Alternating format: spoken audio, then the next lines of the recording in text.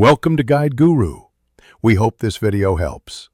You start by getting your data tidy, labels in one column and numeric values beside them.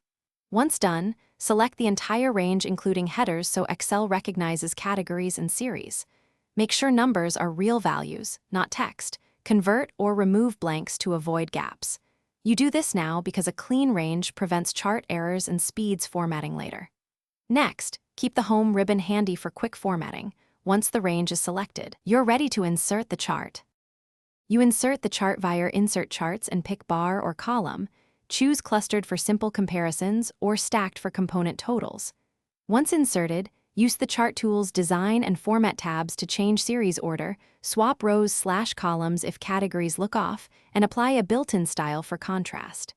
Make sure axis labels are readable. Adjust font size and orientation.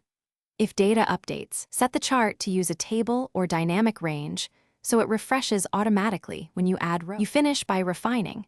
Add data labels for exact values, tweak grid lines and axis minimums so differences show, and write a concise title. Once done, save your workbook and consider converting the data to an Excel table to auto-expand the chart as you add rows.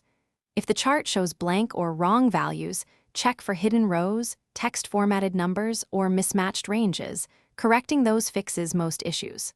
Finally, test adding a row to confirm the chart updates as expected. Thanks for watching. Consider subscribing if we helped you today.